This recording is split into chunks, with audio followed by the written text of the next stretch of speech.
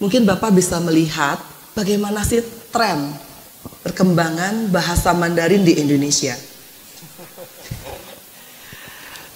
Saya melihat bahwa justru yang lebih tertarik untuk belajar bahasa Mandarin itu, mohon maaf, itu kok kayaknya yang dalam tanda kutip disebut pribumi dibandingkan dengan mereka yang Tionghoa. Saya menyaksikan begitu, terutama di Jawa Timur mungkin. Sehingga Bapak Ibu sekalian kalau pergi ke sekolah-sekolah Tionghoa di Jawa Timur, di sekolah yang disebut sebagai sekolah 3 bahasa, itu yang mengajar bahasa Mandarin banyak yang pakai kerudung atau banyak yang lulusan pesantren. Contohnya salah satu sekolah 3 bahasa yang ada di Jember, itu guru bahasa Mandarinnya selain dari Tiongkok, juga tidak sedikit yang lulusan pesantren kami yang kemudian kuliah ke Tiongkok sana. Kenapa bisa begitu? Kenapa ada tren yang sepertinya menunjukkan bahwa justru yang non-Tionghoa, kok saya tidak suka disebut pribumi ya, karena sepertinya tidak ada orang Indonesia asli. Sedikit melenceng dari tema, saya pernah menjadi penulis tetap di salah satu majalah sejarah di Jakarta, namanya majalah Historia. Majalah Historia ini meneliti DNA beberapa tokoh terkenal Indonesia, di mana 2 diantaranya adalah Najwa Shihab dan juga Grace Natali. Najwa Shihab di mata kita kan orang Arab. Yang jadi pembawa acara Mata Najwa, orang Arab. Grace Natali di mata kita orang Tionghoa. Tapi ternyata setelah dites DNA-nya, Najwa Shihab ternyata lebih banyak mempunyai DNA bukan dari Timur Tengah, tapi justru dari Asia Selatan. Dan Grace Natali ternyata di DNA-nya juga mengandung DNA dari Afghanistan. Untungnya bukan dari Taliban. Berarti menurut saya tidak ada orang yang bisa mengatakan diri sebagai orang Indonesia asli. Karena bisa jadi kita semua blasteran. Bahkan kalau dikatakan nenek moyang kita berasal dari Yunan, jangan-jangan kita semua Tionghoa loh. Nah, ada tren begini Bapak Ibu sekalian.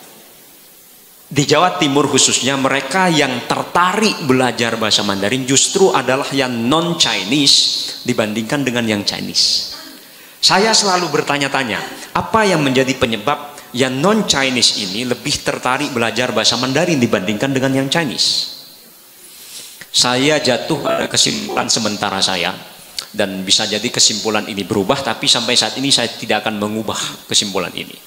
Kesimpulan saya begini, yang non-Chinese itu menganggap bahwa bahasa Mandarin adalah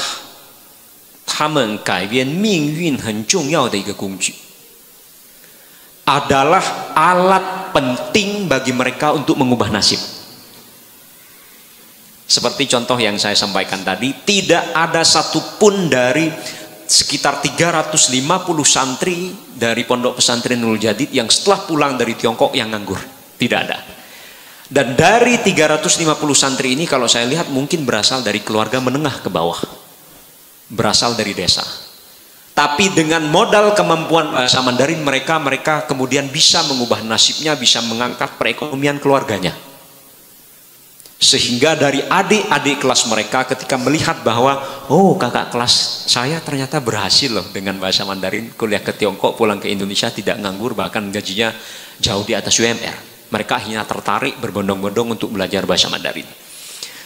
Sementara yang Chinese menurut saya mungkin tidak menganggap bahasa Mandarin ini adalah alat penting untuk mengubah nasib. Nasib apa yang perlu diubah?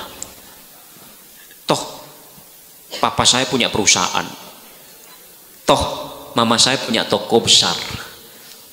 Sehingga bisa atau tidak bahasa Mandarin bagi mereka tidak akan bisa mengubah nasib mereka. Tidak bisa bahasa Mandarin, saya tetap bisa kerja di perusahaan papa saya. Mungkin tidak bisa bahasa Mandarin, saya tetap bisa melanjutkan usaha dari kedua orang tua saya yang sudah besar. Tapi sebaliknya bagi mereka yang non-Chinese menganggap bahwa bahasa ini adalah bahasa alat penting bagi mereka untuk mengubah nasib mereka, untuk meningkatkan taraf perekonomian mereka. Nah, kalau kemudian yang Chinese juga berbondong-bondong untuk bisa bahasa Mandarin, maka kesempatan untuk bekerja sama lebih erat lagi dengan negeri leluhurnya menurut saya juga akan makin terbuka lebar.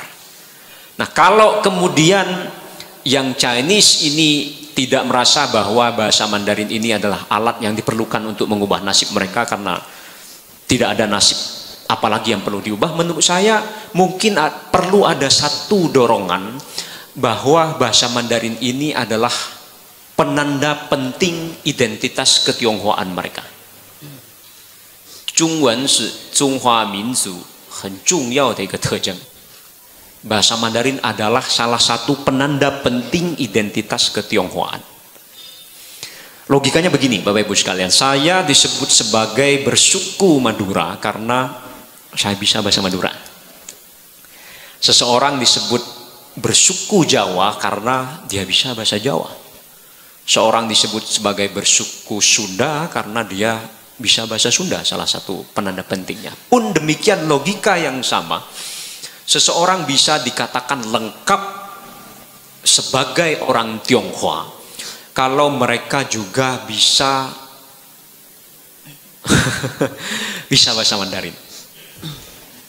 Nah, tentu kita tidak bisa menyalahkan sejarah bagi mereka yang lahir setelah tahun 65 ke belakang sampai 98, karena ada sejarah kelam yang tidak membolehkan mereka untuk belajar bahasa Mandarin. Tapi bagi generasi muda Tionghoa, menurut saya tidak punya alasan bagi mereka untuk rela kehilangan identitas penting ketionghoaan mereka. Saya sendiri tidak rela, Bapak Ibu sekalian. Saya tidak rela, makanya kemudian dengan anak saya yang baru usia 2,5 tahun, saya bisa dengan bangga mengatakan kepada Bapak Ibu sekalian, bahasa ibunya bukan bahasa Indonesia, tapi bahasa Mandarin. Kalau saya yang non-Chinese saja tidak rela untuk kehilangan identitas ketionghoaan, kalau saya lebih tidak rela, saya takut lupa bahasa Mandarin saya, sehingga saya jadikan anak saya ini sebagai kelinci percobaan saya. Nah, bagi yang Chinese menurut saya mestinya jauh tidak rela lagi identitas penting ketionghoaan mereka ini hilang. Begitu. Baik, luar biasa.